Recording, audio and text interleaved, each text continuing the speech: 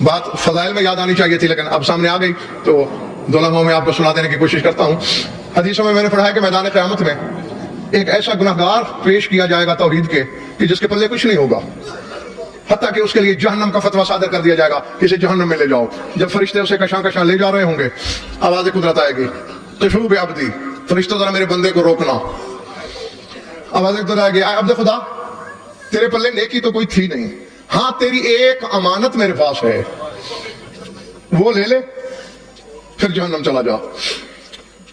ایک موتی بلا تشبیہ اس کی ہتھیلی پہ آئے گا جس کی چمک سے میدان قیامت خیرہ ہو جائے گا. بلے بلے یہ میری امانت؟ ہاں ہاں تیری ہے. میری ساری حجتیں کھڑی ہیں، عام لوگوں کو تو اس کی قیمت کا پتہ نہیں ہوگا.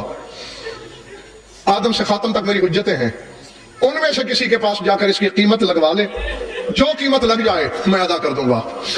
سب سے پہلے رونے والوں آدم کے پاس آئے گا. میرے دائیں بائیں علم ہے، علم عباس کی قسم، میں نے کتابوں میں یہی فکر دیکھے. آدم کہے گا گو میں صفی اللہ ہوں، گو میں مسجود ملائک ہوں، گو میں خلیفت اللہ ہوں، مگر میں اس موتی کی قیمت نہیں لگا سکتا. نوح کے پاس جائے گا، ابراہیم، عیسیٰ تک سارے نبی یہی جواب دیتے آئیں گے. آخر میں تیرے رسول کے پاس آئے گا، رسول موتی ہتھیلی پہ لے کے اٹھ کھڑے ہوں گے، ٹھنڈی سانس لے کے پالنے والے میں اس موتی کی قیمت لگا تو سکتا ہوں مگر میرا حق نہیں ہے لگانا. یا علی تو اس کی قیمت کر.